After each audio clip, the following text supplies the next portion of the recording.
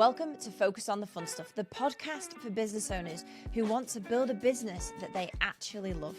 I'm your host, Emma Mills, seven-figure founder of MyPA, the UK's leading virtual PA support agency. And since 2008, MyPA has helped thousands of business owners to buy back their time, get out of the weeds, and focus on what matters most. And every week on the podcast, I'm sharing my own journey live as it happens and interviewing other business owners who've been exactly where you are now. And we're sharing practical tactics and real strategies to help you build a business that works for you, not the other way around. Sammy Ellard-King, welcome to Focus on the Fun Stuff. I am really excited to focus on some fun stuff. Yeah, I feel like we are going to have some fun. Yeah. So to introduce you, Sammy, you are the founder of Up the Gains. You are the host of the podcast Gains, Up the Gains. Yeah. You've just created an app called Gains. People are going to be like, Gains. what is No, this? Is this muscle guy? gain? Yeah. Is it like, what is it? Definitely not with me. And you basically have created a whole ecosystem, audience, content, businesses, fintech business out of a personal debt problem that you had coming out of uni 15 years ago. Is that now? Oh, God. It's 15 years ago. What? It doesn't feel like it.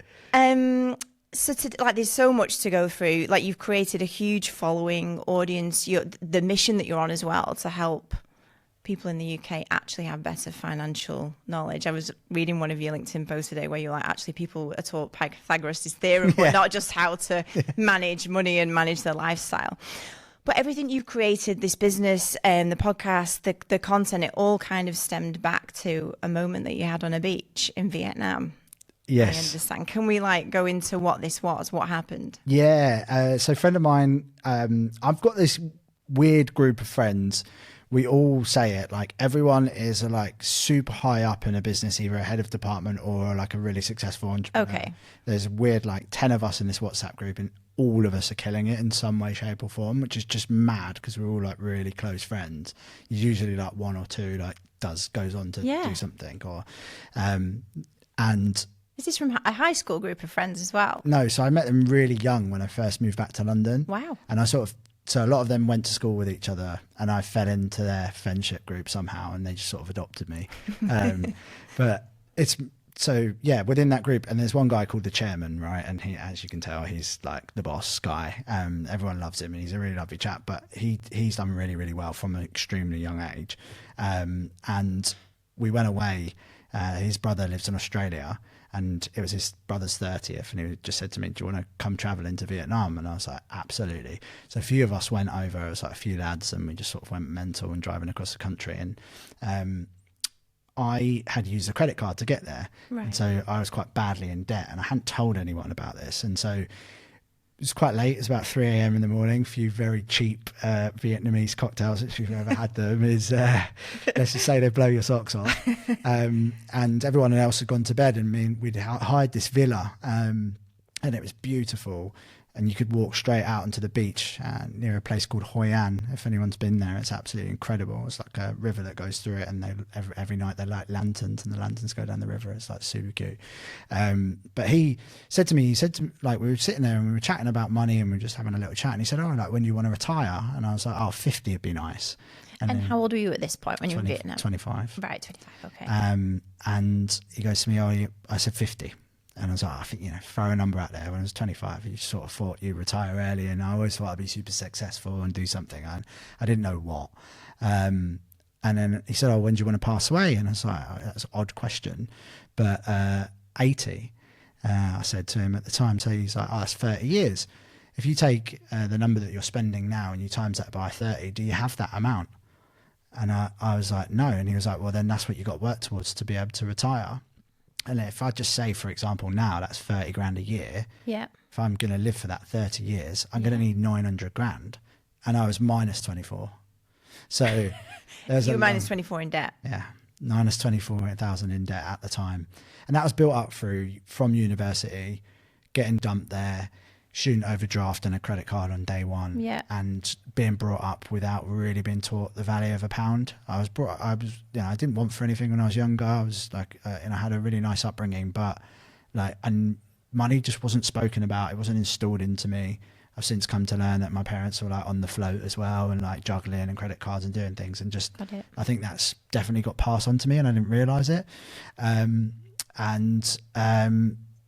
I just poured out to him on this beach, and I just said, like, I'm actually like really badly in debt and I don't really know what to do about it. Right.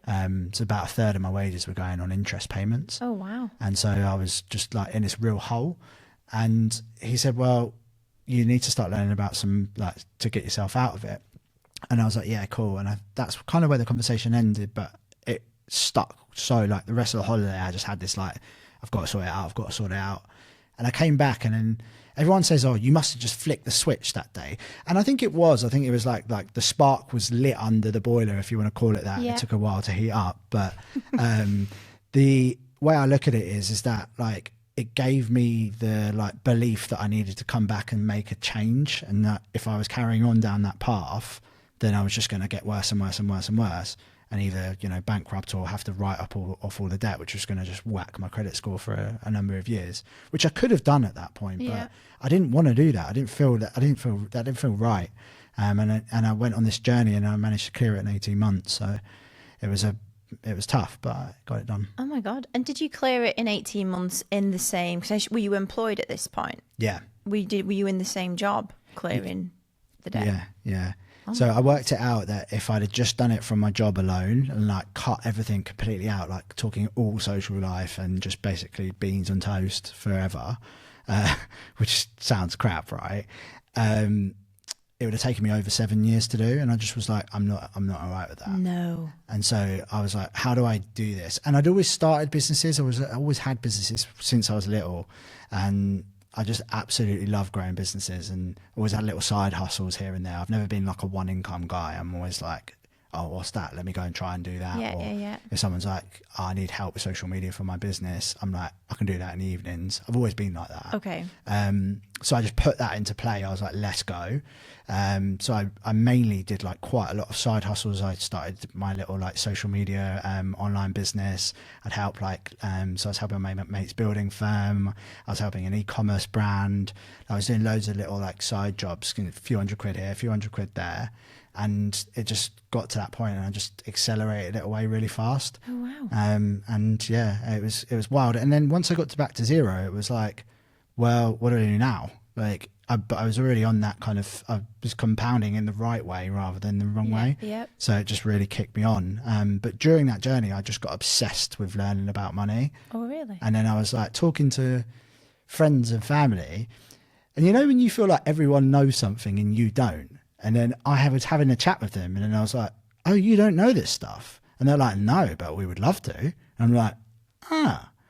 And that just sort of always sat with me. And it wasn't until we had COVID that I really acted on that, because that's when everyone went to know about money. And I was like, well, I know all this stuff. And that's where I started to put it into play. And so you cleared this debt down by basically just grafting as well, having ideas, creating businesses, creating something out of nothing, which I love. Yeah. When you say like learning about money and people were going, I don't know what you're talking about, what kind of things are you talking about, which you then put into practice in Up the Gains? So all things around like how to manage your money. So like systems for like when your money comes in, because I'm rubbish with money now, and I'll openly say that. Like if you take me in a farm shop, I will whack as much as I possibly can. They're the worst places, right? Aren't Exactly. You walk out with like 5 items and £100 bill, but you're so happy. So like I'm still bad now, but I have to put certain things in place to stop me from being the person that I am, because keeping more of my money is more important to me. So it was things like asking myself questions like, am I buying this because a marketing campaign or society is telling me that I need to buy it, i.e. a social status? Because that was my problem. I was peacocking. I had the clothes, the bags, the shoes, the going out all the time. I thought I was the man. Like, but did that provide me any value? No, it was just making me look like an absolute bellend. So like, there's that, right? You ask yourself that question. Then it was anything over £100, I wait 24 hours. So I stopped myself with the dopamine rush of like, oh my God, I want that thing now. I leave it in the basket. And a little hack is they usually send you a 20% off code as well. So you don't have to go back through that whole journey with yourself again. But if you do end up wanting it, you get it cheaper. And And that alone was like these little catalysts. But what I started really getting into was like how investing is extremely complicated for the average person. Totally. But actually, when you really break it down, it's extremely simple. It's just sold in a way that makes you feel like you need to be looking at these trading charts and screens, and actually for the average person, they can just set it up and forget about it. Yeah. And that really enamored me. I was like, no one's talking about that. Yeah. And I was like, especially from the UK, they weren't. There was loads of Americans. In America, there's like hundreds of personal finance creators, and we had Martin Lewis at the time, and that was it. So I was like, there's a big opportunity to go and talk about this stuff because he's not.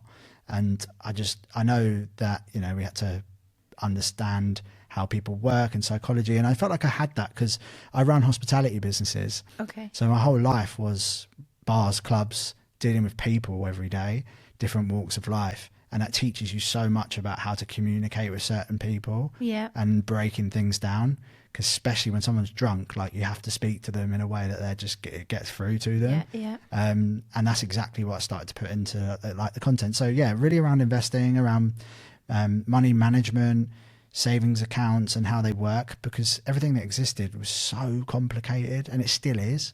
And that's why a lot of people don't do it. They do the whole like bury your head in the sand. I'd rather not deal with it. And I'm interested then, so was it in COVID when you kind of started to put some momentum behind this? Yeah. Did you think about, I'm sure you did you just start creating content, start talking about it, or did you, when you said like there was a huge opportunity here, did you think, but how am I going to monetize this? Like which came first? Kind of, did you just start showing up, talking about it? Are people reacting? Are people wanting this? Or you were like, actually, no, this is how I'm going to make money out of it? So because when I run hospitality businesses, I ran them with friends. The other two were operations and finance, and I did the marketing and branding, and basically being the guy that would show up to the events and be like, hey, how are you? Welcome, like that type of thing. They called me the showman back then, which was probably fair. Chairman, the showman. You've all got like names in this group. But that's kind of what I had to do. Okay. They're very much like the faces of the businesses. Yep. You know, I was good at it. And so I think when I started to understand the money stuff, it came from a place of actually just really realizing that like people just needed a bit of help. And when COVID came around, because sort of why I was doing the marketing stuff, I started writing, and I knew that if you put, like back when blogging was a thing, right? Blogging was massive for a while. Everyone had a blog, but it got real traffic. And so I was like, well, if they're telling me what the problem is, that's the title of the article. And if I write the article and put it on a website and it starts to get traffic, well, then this is a thing. So I tested myself. And so in COVID, I had like a WhatsApp group. And it started out with a few mates and people that I knew that would like needed help or wanted to be a part of it. And then it, like, as COVID sort of went on, it grew and it grew and it grew, and people got like, can I add X, Y, and Z? And I'd just be like, yeah, because it was basically like free content ideas for me. And then I'd write the article based on their question and then send them the article in the group and then put it up on my website. And then all of a sudden the website just went, Really? And I was like, okay, this is mad. Like, I've got a decision to make here. Do I carry on in hospitality or do I go all in with this? And I kind of sided it for a little while and then did it. And so just in hospitality, what were you doing then? So we run music clubs, music venues, bars, restaurants, all across London. Was that something you were like, you had to go, I'm either stepping away from this or, oh wow, okay. Yeah, it got to that point because it kept growing. Yeah. And then when we started doing social media content, like that really took off, because I think we were talking about it from like an everyday person's perspective, and it was going back to that, like simplifying it for the everyday person was our mantra.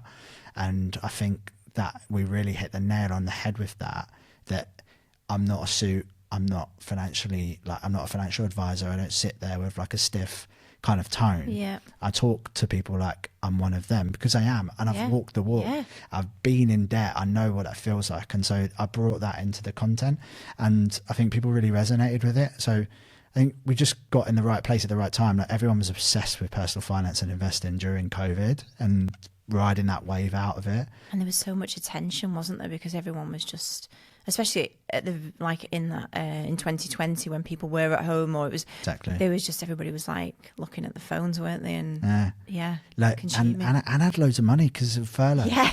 Like they just weren't spending anything. Yeah, and mortgage payment pauses. They happened for like 3 months, didn't they? And yeah totally. There was so loads people just of had money this sloshing around. extra cash, and they were like, "Oh, shall I think about investing it? What should I do with it? And I should make use of it." And I felt that like that really helped me get started, and so that was kind of the journey over. And I fell into hospitality. Like my mum does it, my dad does it, my granddad and my other nan does it as well. Like so, I just felt like it's been my whole life being around venues. It's all I knew. So I felt comfortable in that environment. It's not like I went to university to study hospitality and do that career. Like that's just not what I did. I love music, and so I like being around bands and nightclubs like that. Just felt really comfortable.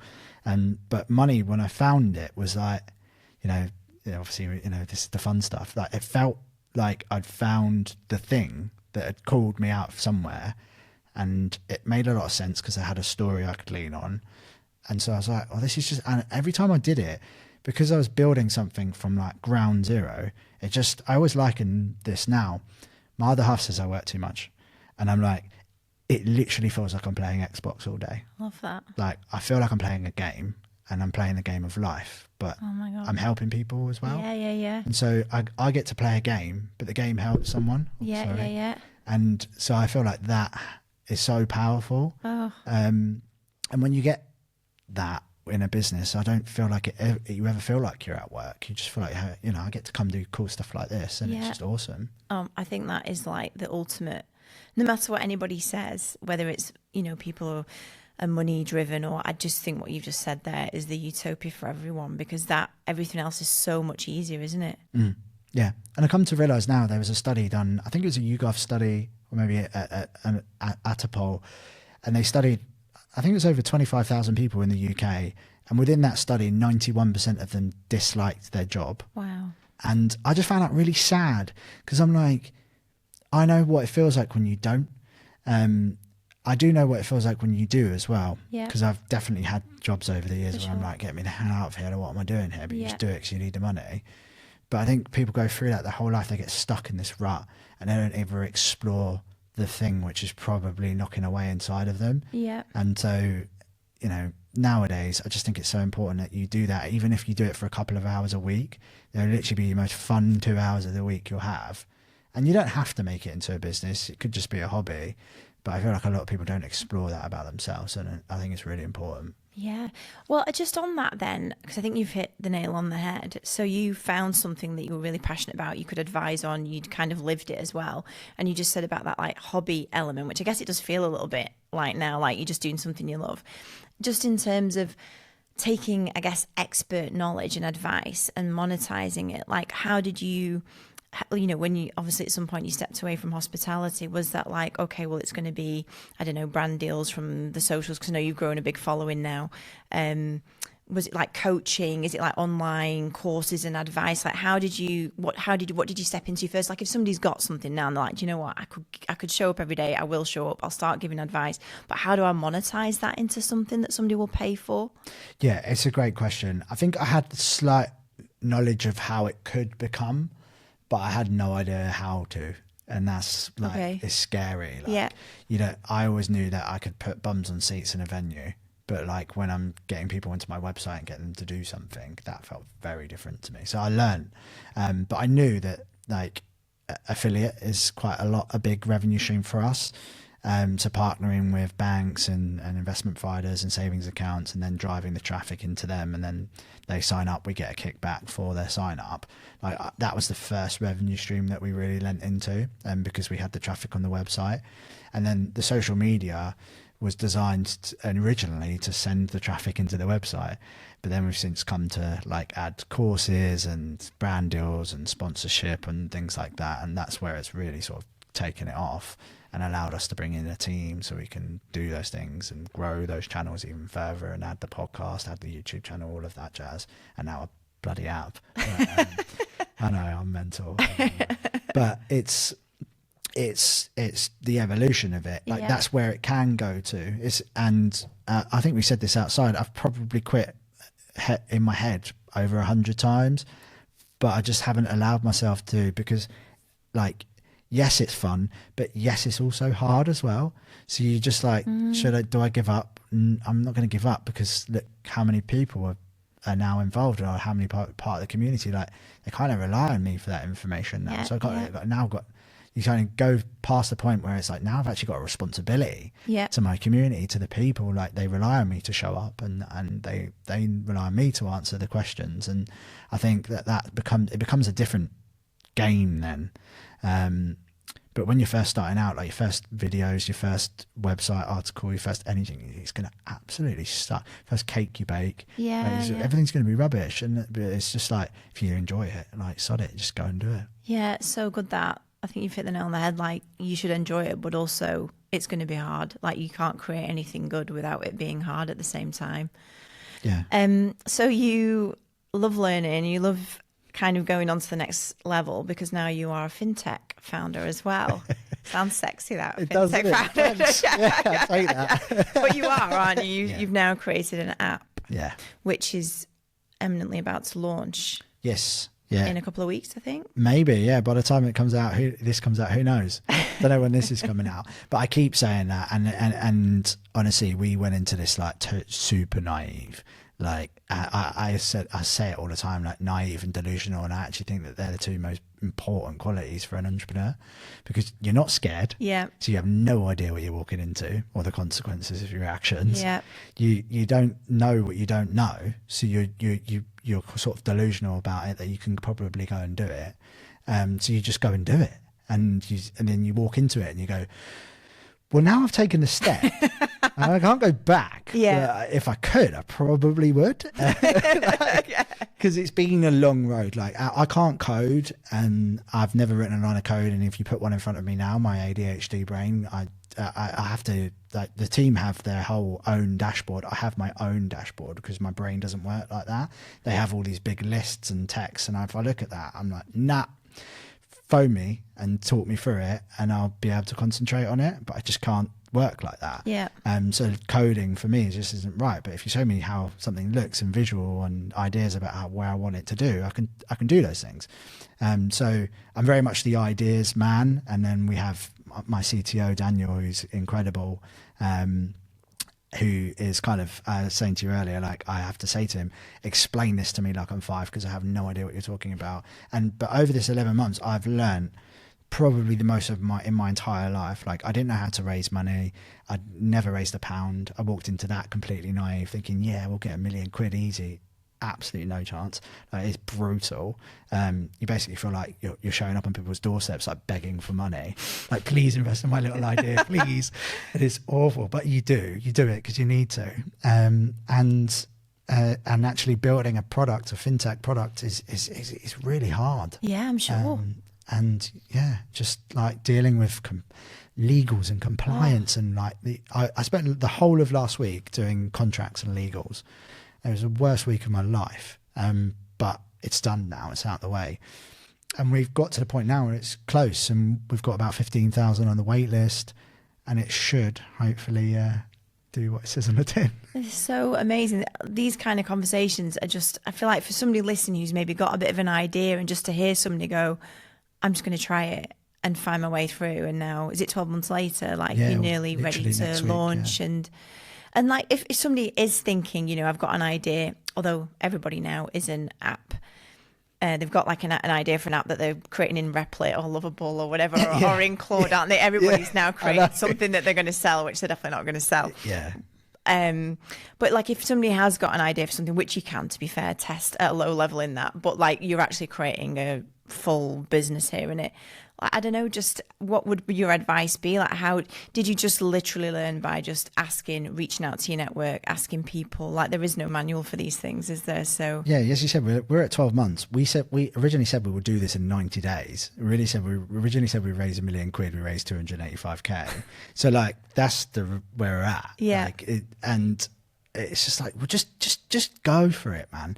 Like, I'm not one of those people. Like, I'm just like, well, if we live this life, like, I do not want to be that guy that was like, oh, I regret anything. Like, if someone's like, do you want to try this? I always try it. If you're not tried this food, I'll try it. Why? Because like, why not? Like, Yeah. like, oh no, that sounds awful. Like, every time I see those types of people, I'm like, come on, like you just do it, man. Like, why not? Obviously, if someone's like, do you want to jump off this 80-foot cliff with me? I'm like, yeah.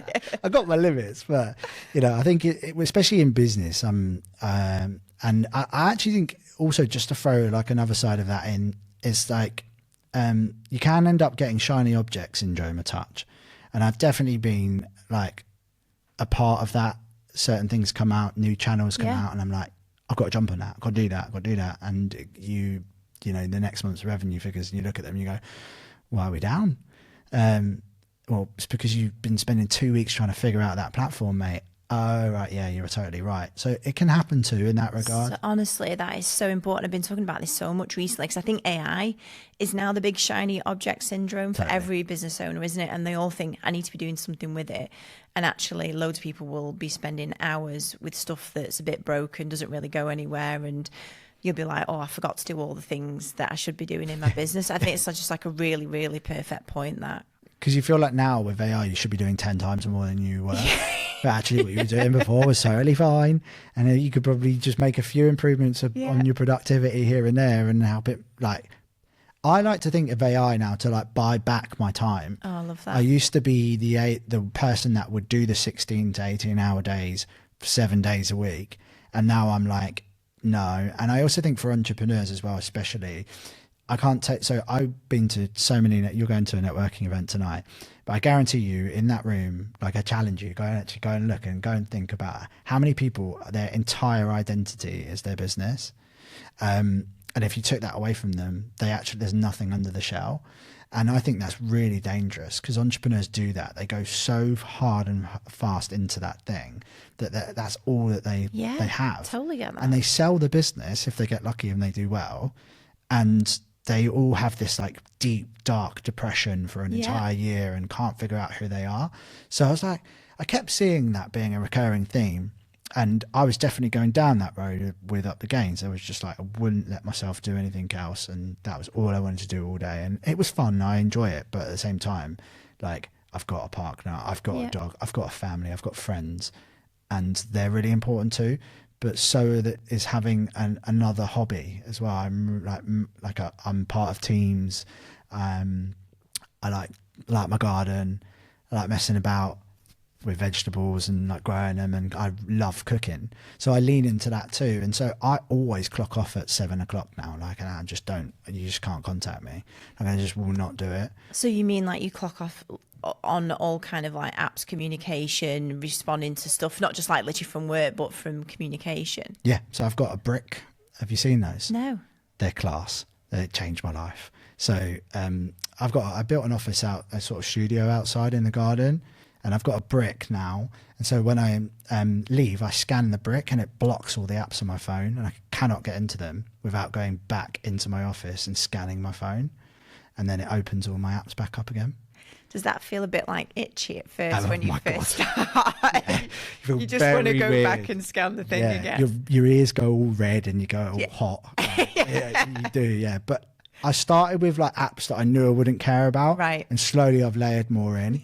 And like the guys now know, like, if it's an emergency, they have to actually physically phone me. Okay. Because if they WhatsApp me or Slack me, I won't see it. That's brilliant. That's a really great idea. It's more present with your partner and stuff like that. And like, if I want to go and watch the telly now, I'll go and watch the telly, because I used to sit there and watch the telly, and then we all do it, right? We just sit there with Instagram and then we'll sort of like that. Yeah. So we're not actually watching what we're consuming and stuff. And I don't know, I just found it helped me, and I sleep better. Do you? So I sleep loads better because I can have like a lot of people say, put your phone in the other room. I don't need to do that because it's all blocked. So I just put it next to me. Oh, I can't use it anyway. I can't scroll. So, yeah.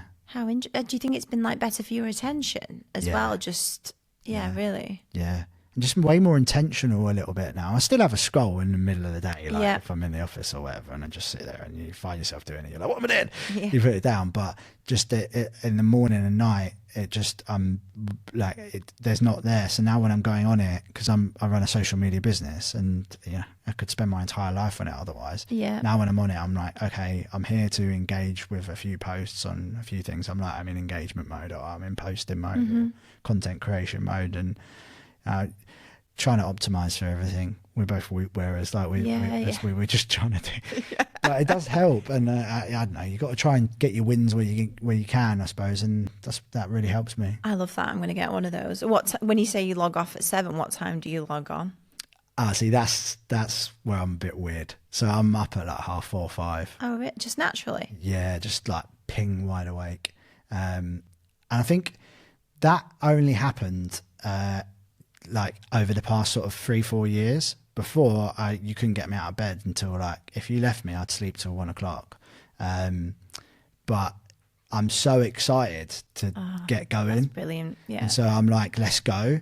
And since I've done that, now I wouldn't change it for the world, because no one says anything for like 4 hours. It's dead quiet.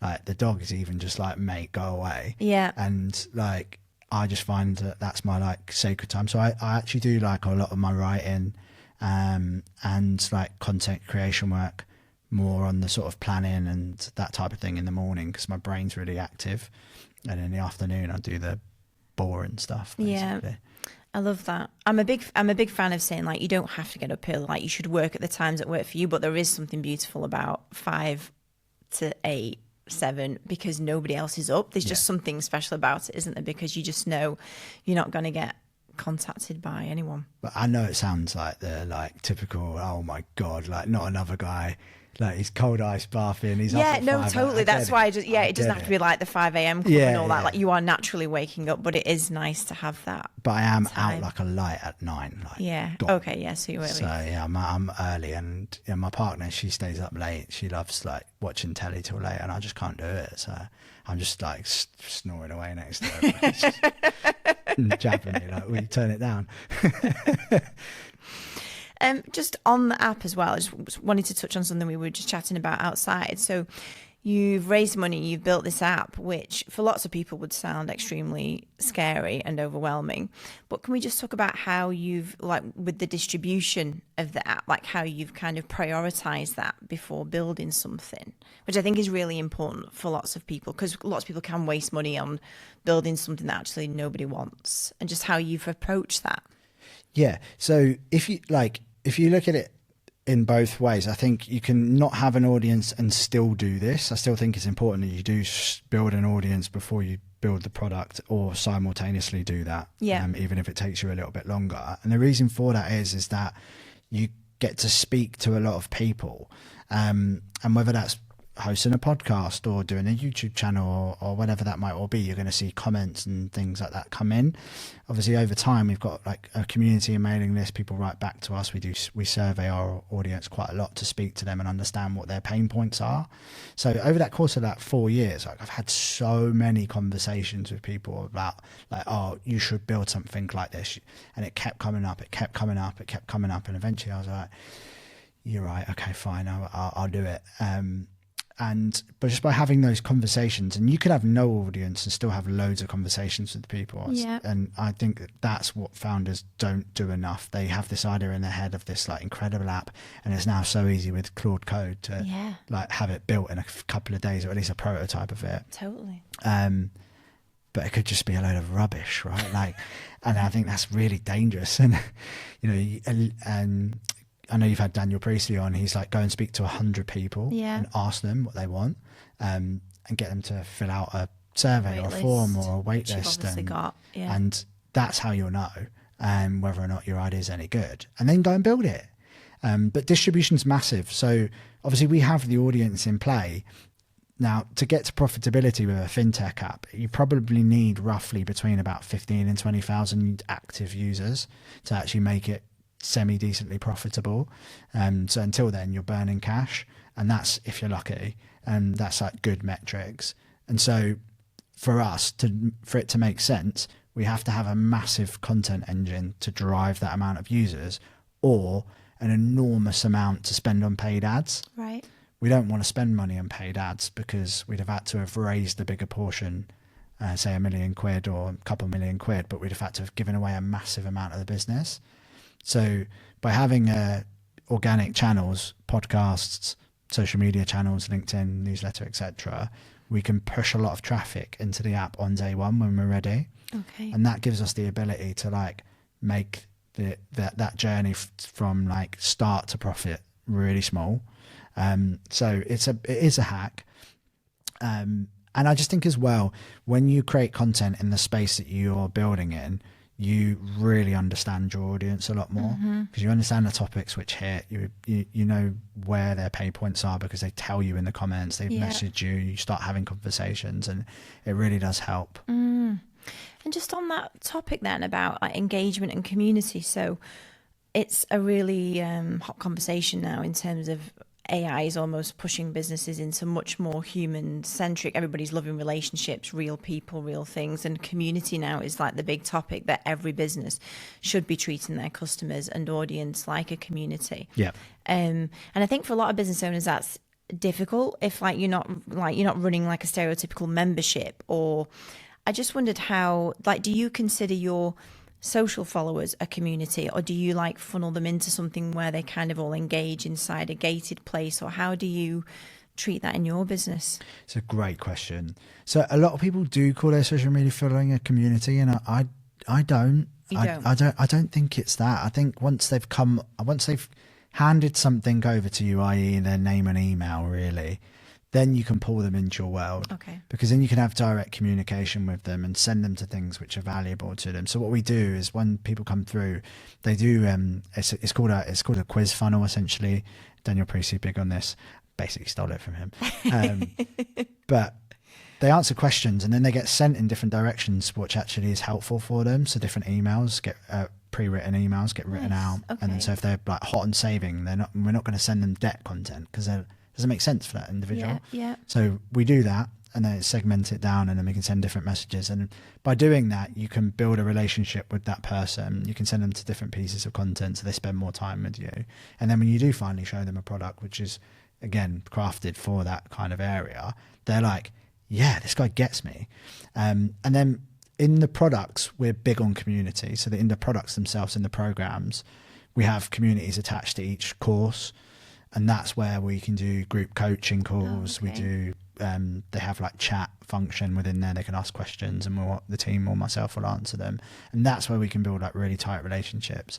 But yeah, I don't know if social media following is a community. And I'm a big proponent of social media's rented land. Yeah. And so get them off platform as fast as you possibly can, because you never know when that algorithm changes. We all had it with TikTok. Was massive, and then now you can have 1 million followers on TikTok and your next video does 2,000 views, which means you've got nothing in reality unless you've got them on a mailing list. And so I think it's so important. Yeah. And just then, because totally true about TikTok, that 1 million followers on there isn't considered in the same way as 1 million followers on Instagram. That's right, isn't it? It's it's two different beasts.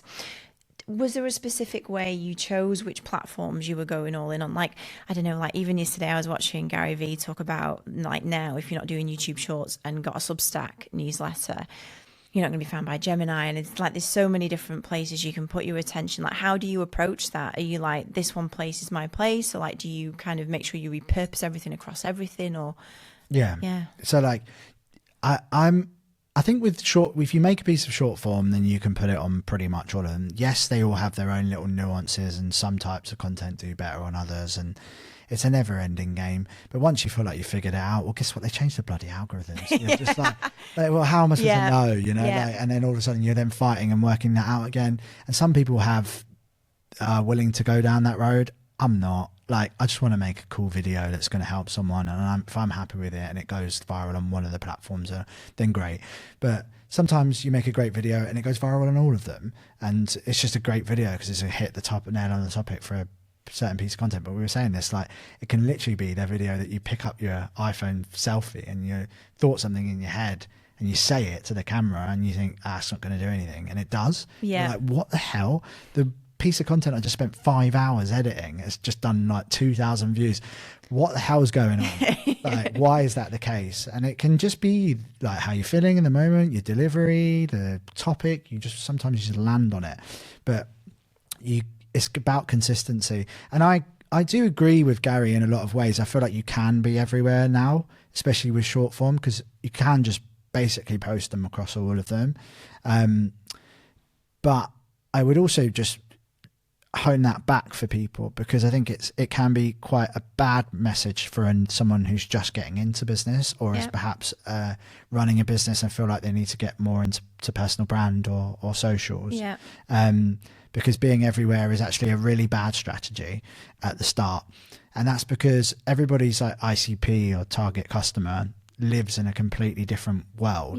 And usually they live in different social media platforms mostly. Like, imagine for you, LinkedIn's quite a huge audience, right? And for me, it's Instagram and TikTok as such, but I hate TikTok. So that's also a question I have to ask myself.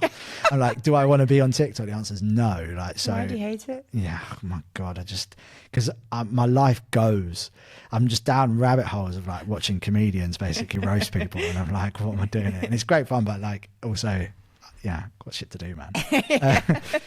And I don't know, the algorithm as well, I don't love it as much as Instagram, which I feel is much more me. I'm way more connected to Instagram. I've got a bit more like affiliation with it, I suppose. And so you ask yourself where that world is, and then just go all in on that one platform. Like, do nothing else until you're good at it. Because if you do what I did, which was go everywhere, it takes ages to figure them all out. And then you're also way more likely to just pack it all in, because you're going to see really like mediocre growth across them all. So I'm like, if you haven't nailed one, that's all you do.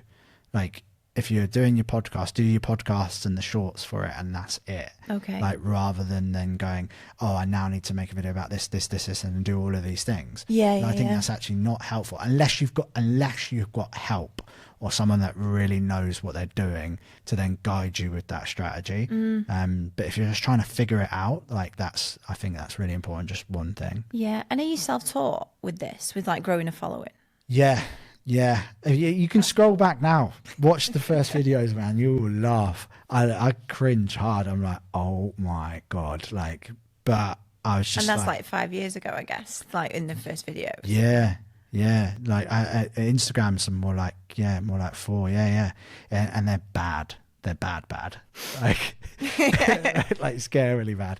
But that's where you had to start. And then I was like, oh, I'll take that from that person. That's a really good idea. Oh, I really like the way that they use their captions. That delivery was awesome. Oh, that guy puts music under his videos. I like that. I'm going to do that. No one does that in finance. Grab. And Frank Sinatra says it. He says, if you steal from one person, it's stealing. But if you steal from everyone, it's research. And I just love that. And I was like, I'm stealing that. So that's what I do. I'm like, oh, that's a really cool idea. Like, I didn't know you could do that, or I'm going to try it. And I feel like when everybody starts, they feel like they have to have this like HD, gorgeous looking piece of content, and it's just, no, just improve one tiny little thing here, little thing here. Now I'm going to dial that bit up, now that bit, and you'll get there. So I think it's on a lot of business owners' minds at the moment, growing a following. I mean, everyone that I follow, to mention Daniel Priestley again, amongst many others, are talking about this now is the time to grow your personal brand online, because everybody's pumping out so much shitty stuff as well, like all of the AI stuff, that now's the time to really cut through with your message, what you're doing. So I think there's a lot of business owners who are like, okay, I should be posting more content, valuable stuff. My question is, when you say like go all in on one platform, so if somebody's like, okay, well, I know like LinkedIn or Instagram is my thing and I need to start posting every day, or what does it mean to you to go all in on one platform? So if somebody's listening to this like, I want to grow an Instagram following, is it like, do you know what, mate, really you should be doing half an hour a day of a post, some interacting? Like, what was that kind of repetition like for you, to properly get some traction going over a long period of time, obviously, but... Yeah, so I think with all of this, no matter if you're going into written LinkedIn content or Instagram videos, is what a lot of people do is they attack every single piece of content they go through the whole process. So they go through the idea, then the writing, then the filming, then the editing, and then background, and then background, and then background. And I just think that can be extremely tiring. And also, your first idea is usually your worst, and your 10th idea is usually your best. So batch every single part of the process. And even if we're doing a LinkedIn post now, I write like 30 ideas, and then I take the next day, I let that marinate. And next day, I then come back and I'm like, no, what was I thinking? Are you high? Like, okay, yes. Yeah. And then I take probably 15 out of those, and then I write those 15 posts.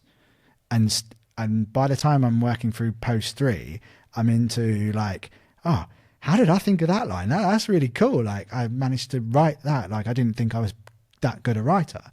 And you just get better and better and better each part of the process. And that's what I do with Instagram content. So for video, I do all of the ideas, then I write all the hooks for those videos, and that's all I do.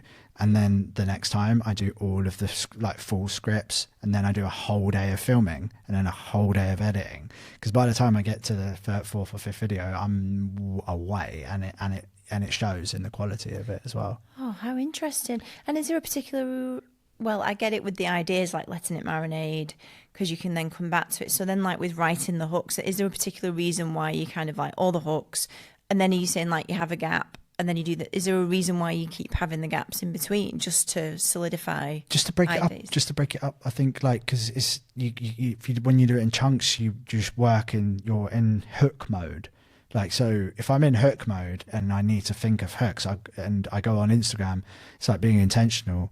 I'm like, one video, what was the hook? How did they deliver it? Write it down. Hook next. And then if it doesn't catch me, I just keep flicking, and I'm like, and then you stop. You go, why did I stop? And then start again. Like, so I do that.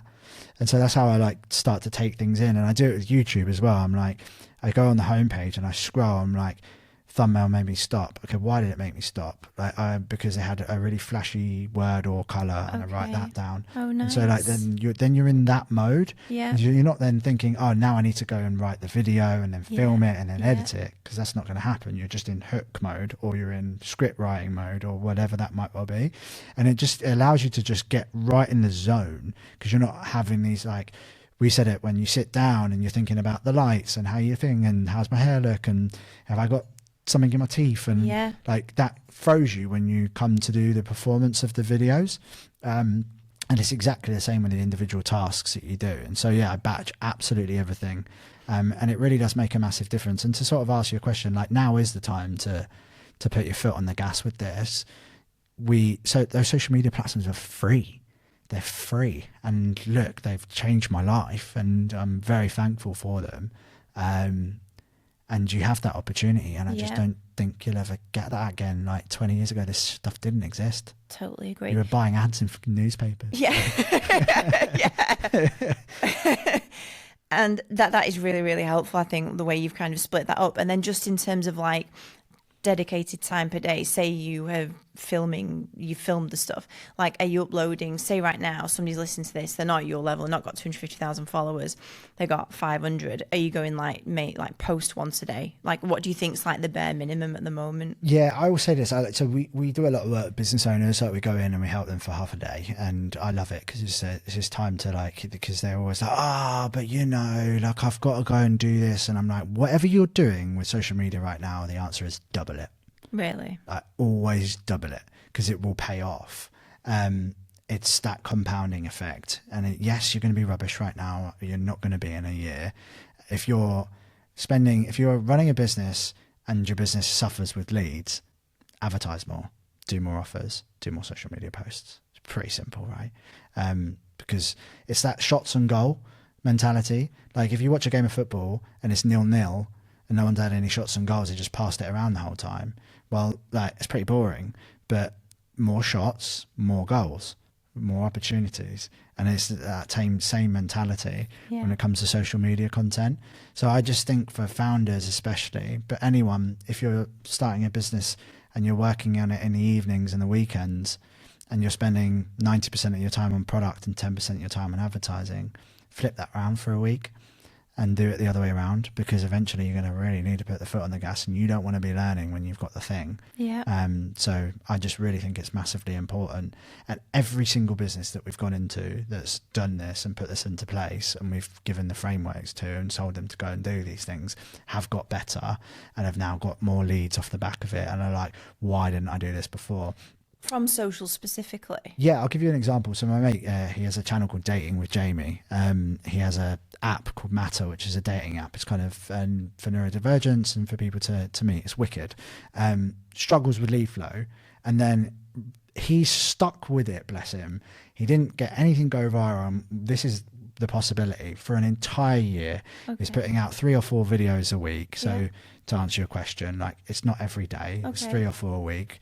That's what he could do with his time. And then very recently, it's been the new series of Maths. Is it Maths? Married at First Sight? Oh, okay. Is that right? Maths? I think I was trying to be cool then. Yeah. Maths. You're right. You got it right. All right, cool. We'll edit that bit out. Check it. Yeah. You got it right. I've never seen it. And then, all right, okay, cool. The Australian one's hilarious, by the way. Okay. Definitely worth a watch. But anyway, the new series of Married at First Sight's come out, and he's started doing like a green screen with the person behind him, like, and one of the scenes from it, and he's like commenting it, and he's had like 5 videos in a row just go ultra viral. Really? And I messaged him and I was like, well, man, like 3 C's, like consistent, you smashed it, controversial and consistency. And then I was like, 4th one, congratulations, because like you could have given up and you didn't, and like now it's gone mental, and his app's got loads of downloads off the back of it. And I just think that's an amazing example of someone like, it's persevere, and eventually it will work, because you'll just keep trying stuff. Loads of stuff's going to fail, and he could have got lucky and had something kick off after a month, but he also didn't, and now has got the payoff from it now. So it's are you willing to go down that road for 3 years? And if you are, then you'll get there. That is such a great story, because it's kind of come up quite a lot in this episode. Just like anything you enjoy but you want it to be successful, it's also going to be hard. And it is in that, I can't remember if we said it in now or just outside, like it's in the doing of the keep posting, of not getting any replies, not getting any responses. That feels like, should I stop? Or we were talking about maybe like wanting to quit the podcast when it feels like there's nothing coming back from it, and then you just keep going and good stuff happens. Do you know what a really good thing is like, message a few people that like your posts, especially earlier on, and just say, hey, like, thank you so much for liking the post. I'm just wondering, like, what made you like it? And you start having a conversation with that person. Brilliant idea. And then you will see, like, those conversations. We say this to all of the people that we've coached over the years, like, have 20 conversations with the first 20 people that like your posts, and just ask them, like, why did you like it? Like, what's a big problem that you're facing right now? And they will tell you stuff that will give you like the biggest lease of life. God, that is a brilliant idea. Because you're like, wow, I feel like really motivated, because I don't know this person. Yeah. Just met them on the internet. And now I guarantee you also, those 20 people that you have those conversations with will like every single one of the posts from going fans on. And they start becoming raving fans, because they're like, he messaged me on the internet. Like, how mad is that? So they don't get that. So it's just like breaking the norms. It's the old, like, send 1,000 letters through the mail because someone will phone you up off the back of it. It's the same mentality of like, just put out loads of shots, especially at the start, and try and build like a core of like 1,000 people. I call it 1,000 raving fans. Daniel Parisi, key person of influence, same thinking. It's like, get those core cult people that I put a post up on social media, I know 50 people are going to like it, and like, that's a good place to be in.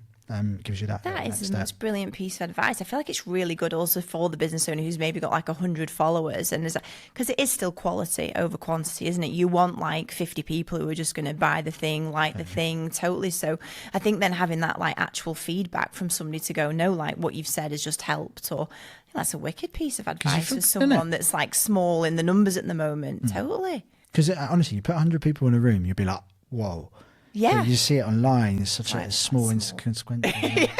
Yeah.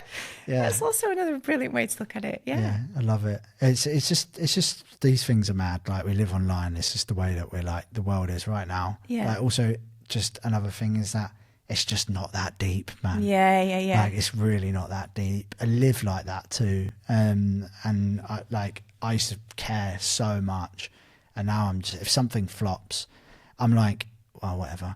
Like, but what can I learn from that, instead of it being like the end of the world or like ruin my day? Yeah. Which it could do, because I've just put half of my day into maybe making it or thinking about it. That can really ruin someone's like trajectory. And I'm just like, just don't do that. Just sort of just put it down as like an L and it's cool. But what can I learn from it? And just remember, it's just we all live on a fucking rock that's floating in the sky. So it's not that deep. Yeah. No, that honestly, Sammy, you've summed it up. This has been absolutely awesome. My head whipped around before and saw we had 2 minutes left, so this is absolutely flown by.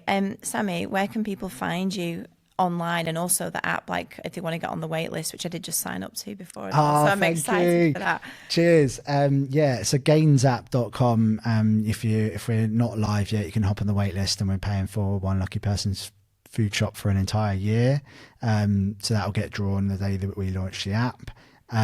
Or up the Gains money, we have loads of free stuff. Honestly, we give away 99% of the source, so if you want to learn something about money, it's probably on there. Mega. Sammy, you've been absolutely fantastic. Thank you so much. Appreciate it.